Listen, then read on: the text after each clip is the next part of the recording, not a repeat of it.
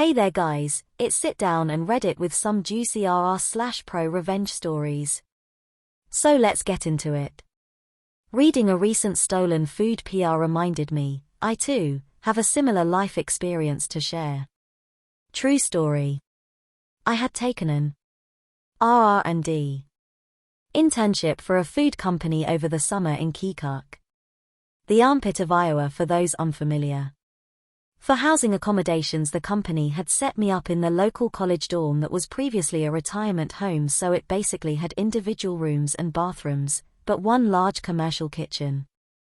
It was summer and the school didn't have a summer program, but allowed 2 full students to move in at the beginning of the summer. One was rarely there, but the other was constantly in the building and oftentimes had multiple friends over. Given the kitchen setup, we all stored our food there, and it's a pretty no-brainer you shouldn't take from others, but immediately I had various food items going missing or being consumed regularly. Sodas, empty boxes of cereal put back on the shelf, etc. I initially posted a sign on the fridge to not eat others' food and also confronted both about having food go missing after the sign was up, but it didn't stop whomever from stealing my food. Particularly when I'd head out of town for weekends. After complaining about the situation to my manager during my job, they helped formulate the perfect pro-revenge. Given I was doing RR&D work on food products, I was responsible for getting various ingredient samples to use for new recipes. My manager suggested I get some capsaicin extracts for my research, even though we weren't doing anything in that realm for flavor profiles. Well, I found a company that had various Scoville unit extracts and I asked for a variety to see what worked best for our applications. Well, did they deliver with some small 2-ounce bottles of 50K, 100K, and 250K Scoville extracts. I ended up putting the 250K in a travel-sized spray bottle, mixed with some water to help as a carrier, and wearing gloves and a mask. Borrowed from work. Doctored the common food items being stolen with a liberal spraying of my mixture. Mainly cereal, chips, crackers, jug of milk and the lip/top of a few soda cans. For the snacks I actually put some into a separate bag and left them open to dry before mixing back into the original packaging. I did this in a different dorm room in my wing, as I know well enough how potent this can be in enclosed spaces. I did this right before another trip out of town, and when I returned I found some of the chips and cereal and milk was missing, plus 2 of the 3 cans of soda I had doctored. I never got to see the result, and no one ever said anything, but none of my food went missing for the remaining month of my stay. I hope the experience was enlightening for them and they still remember the time they played with fire. Oh wow, I do have to give it to OP, as they sure did find a creative way to take revenge. A small part of me does wish OP had seen the roommates' reactions so it could be retold to us. I personally hated when co-workers would steal my lunch, so I would write my name in big letters on my bento box, as well as assign someone I trusted to guard my food, if I had to leave the room or go on break before lunch. So I can only imagine how OP felt, especially given that's meant to be the place they're living, which should be a different dynamic compared to an office space. I mean, if you're that desperate for a snack or a drink, just ask. Or simply buy it yourself. That's my opinion. What do you guys think? Did OP go too far? Leave a comment down below, and while you do that, here's what a few comments from the post have to say. I had a roommate that got the phone bill and woke me up by throwing it on my face as I slept. The bill wasn't due for something like 3 weeks. He had gotten it just that morning. It was 10 a.m. I didn't have any summer classes, and had gotten to bed about 6 a.m. after working the overnight shifts at the campus radio station. You bet I waited until the very last moment that I could to give him my check. Brilliant. Food technologist here who enjoyed the joys of capsaicin and sweet corn flavor, which as a concentrate is the worst ever. While I find this funny, I need to caution anyone reading this, that doctoring your food to this extent can get you into trouble. Normally when someone catches a thief by lacing their food, they try to make it reasonable or understandable. In this case, OP is actively booby-trapping his food. That said, fudge the thief. I completely agree, need to be careful with things like this. On to the next story. While walking to my gate at LAX, I noticed a woman whose dog was in the middle of doing its business. The woman was loudly FaceTiming with her back to the dog, so I assumed she didn't notice. That was likely the thought shared by the gentleman who tried to get her attention. "Excuse me, miss?" he said, in a polite tone. The woman glared at him. "Your dog," he sheepishly continued, pointing to the mid-poop pup. The woman rolled her eyes and went back to FaceTime as the man slinked away, seemingly embarrassed. "Some people," she bellowed to her FaceTime companion with no hint of irony, "are just so damned rude."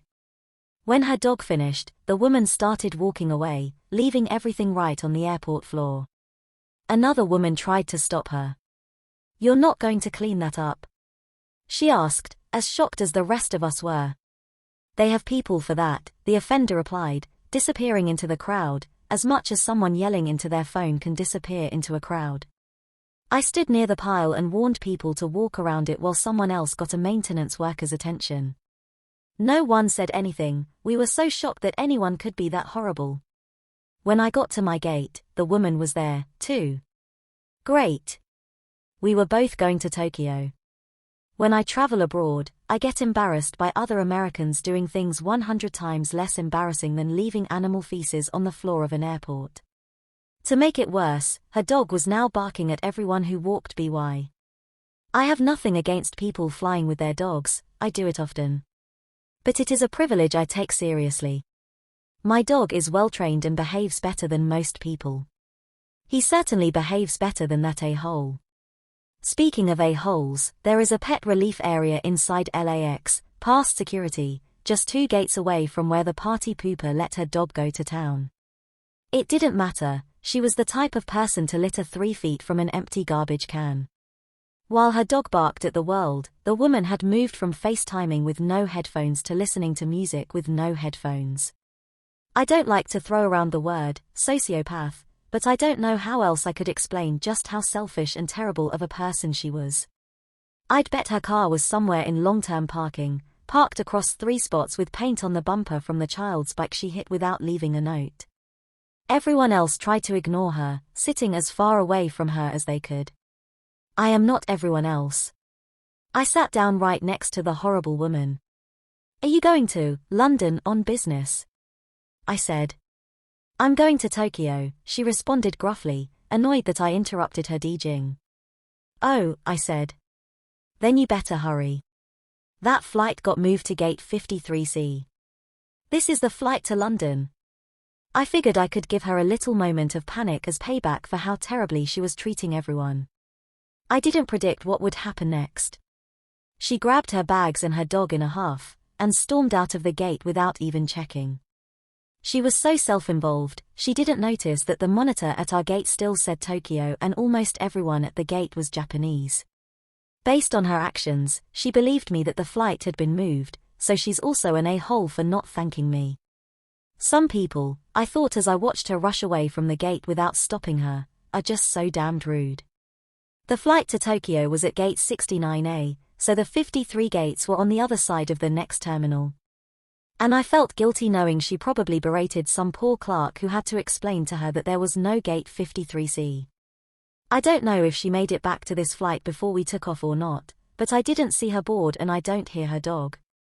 Her missing her flight was not my original intention, but it would be a fine punishment for her being so rude to everyone and making a low-paid stranger clean feces off the floor. What makes me wonder if I went too far is the knowledge that Delta only has 1 flight to Tokyo each day. Whoops. Oh wow, this one sure does get you thinking. Just how can people be like that and think it's okay?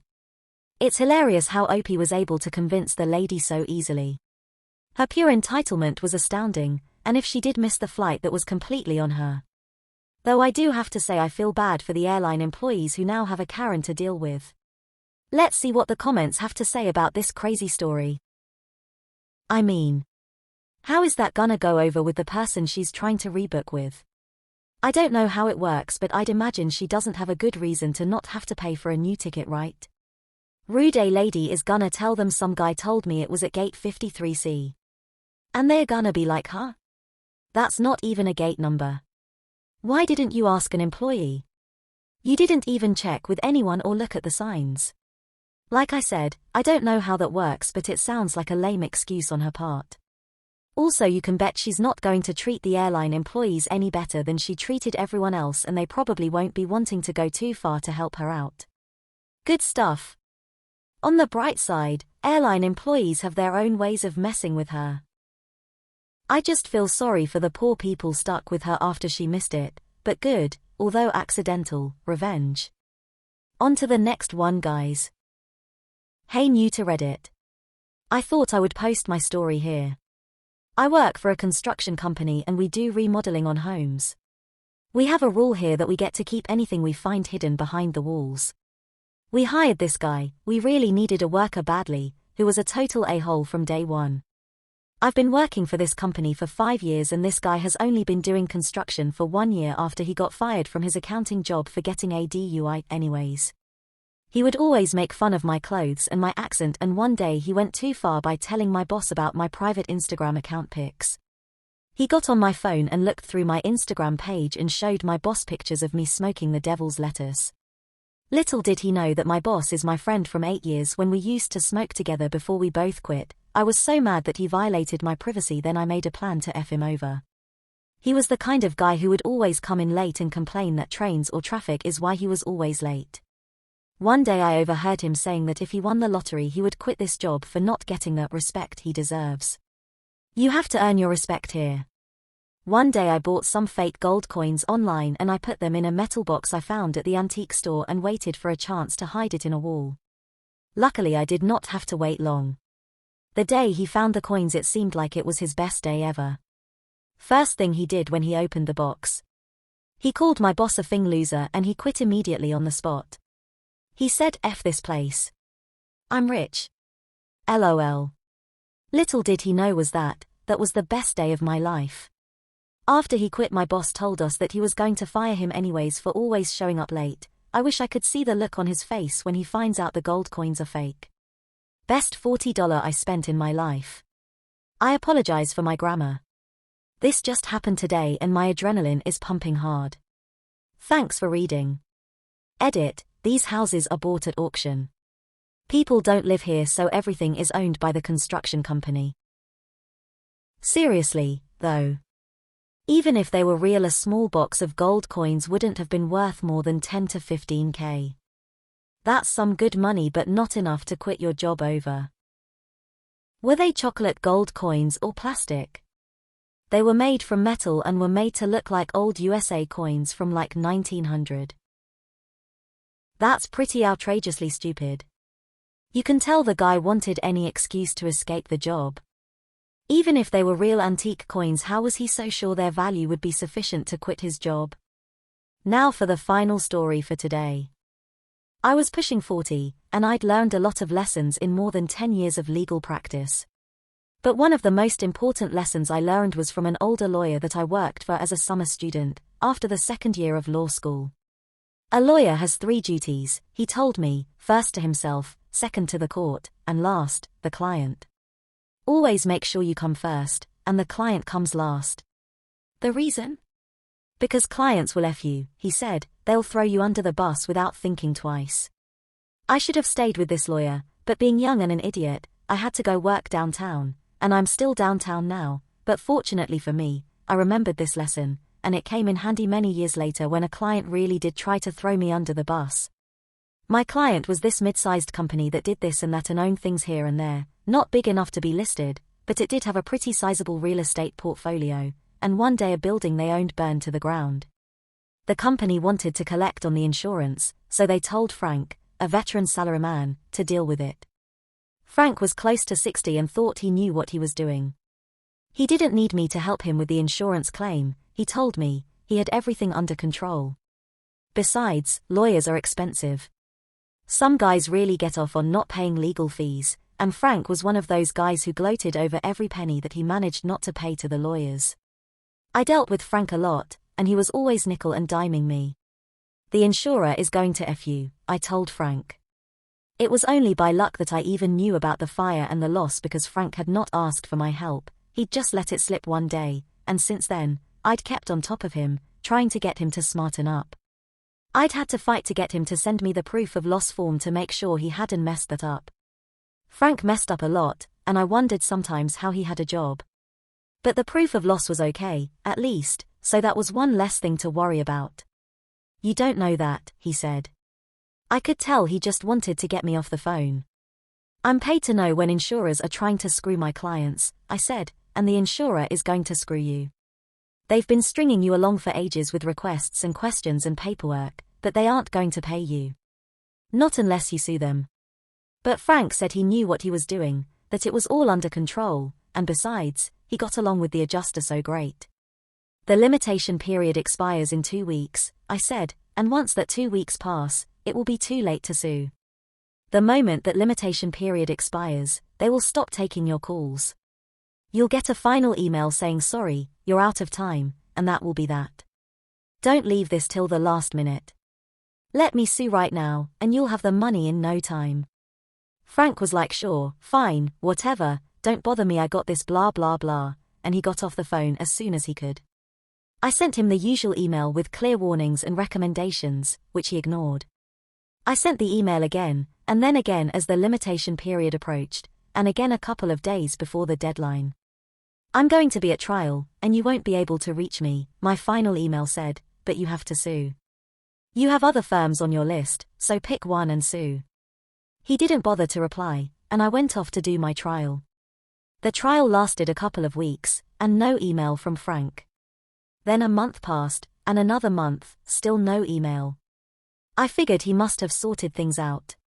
Maybe Frank was right after all, I said to myself, and then my phone rang. It was Frank. Remember that fire insurance thing we spoke about?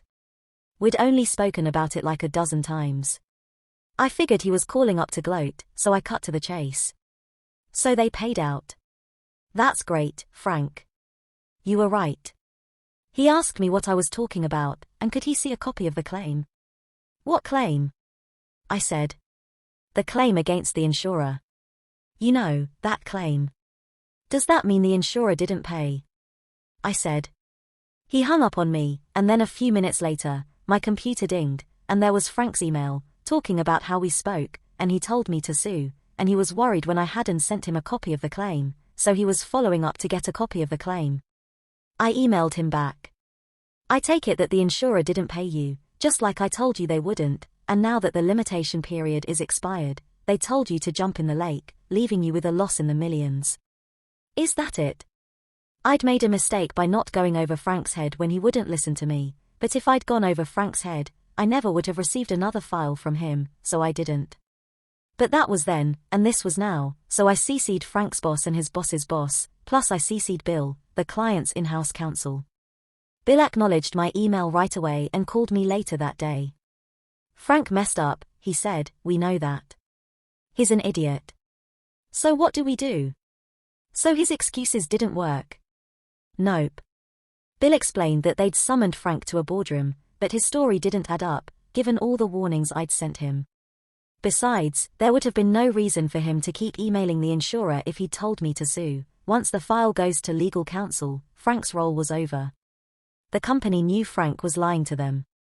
So that's it, then. Bill said, we just lost a couple of $1 million. It's okay, I said, explaining that when I realized that Frank was going to F up, I issued a claim against the insurer. Because I'd made Frank send me the proof of loss a while earlier, I had enough information that I could sue to preserve the cause of action. Not a great claim and short on details, but good enough. You sued without instructions. Bill said. Lawyers aren't supposed to sue without instructions because if you do that, you're personally liable for whatever costs the other side incurs. It's a big deal to sue without instructions. Yep, I said, I sued without instructions. I pulled up a copy of the claim and emailed it to him as we spoke. It's a little rough, I said, but we can always amend. Thank God. Bill said, can I leave it with you? Of course he could. The insurer was a sitting duck, and I knew I'd collect from them, no problem. A few days later, I got a call from another guy who worked for the client, a guy I didn't normally deal with. They had a situation and needed my help. I usually deal with Frank, I said. What's up? What was up was that Frank got called into another meeting, and they handed him a one-page letter, and then he put his little office things in a box, and security walked him past his co-workers to the elevator and escorted him downstairs to the parking lot. Bye-bye, Frank. He was too old to get another job, or at least, not a decent one. It was a life-changing event for Frank, but for me, he was just an anecdote, a cautionary tale that I tell young lawyers sometimes over beers, maybe too often, because I'm getting on in years and I have my favorite stories. I wasn't trying to get revenge on Frank, not at all, and I would have felt a bit sorry for him if he hadn't been trying to throw me under the bus. But the guy who replaced him was great and never nickel and dimed me, so it was all good. Oh wow, I'm just lost for words with this one. I mean really? Why have a lawyer in the first place if you're not going to take their advice? Frank is super lucky that OP had already filed the claim. OP really is an angel, and dished out what was coming to Frank, which dare I say is some just karma, while also saving the day for that company. Though that is just my opinion. What do you think? On that note, let's see what the comments have to say. If you sued, why did they stop responding to him at the suit deadline? I sued without my client's permission, just to make sure the limitation period didn't expire. The issued claim stayed in my file, so that I could serve it if the client didn't get paid. The insurer didn't know I'd issued the claim, and so when I took over, they started by saying, "Too bad, so sad you missed the limitation period." I said, "Any other grounds?" And the adjuster said, "What more do we need? You're out of time." Then I emailed them the claim, and they were like, "Oh, gee, so you did issue a claim." They hemmed and hawed for a couple of weeks, then send my client a check for the $2 million. Bunch of morons. I hate insurance companies. Frank thought he was so smart being buddies with the adjuster and cutting out the nasty lawyers. Who'd have thought a lawyer was good at CYA? Exactly. Why would someone play CYA games with a litigation lawyer? The guy was an idiot. What a rollercoaster of pro-revenge tales we've shared today. From calculated strategies to satisfying triumphs. If you enjoyed these epic tales of turning the tables, don't forget to hit that like button and subscribe for more awesome content. I'd love to hear your thoughts on these revenge stories. Share your reactions, experiences, or revenge tactics in the comments below. Thanks for tuning in. This is Sit Down and Reddit, and until next time, stay clever, stay sharp, and remember, sometimes the best revenge is just living your best life. Take care, and I'll catch you in the next video.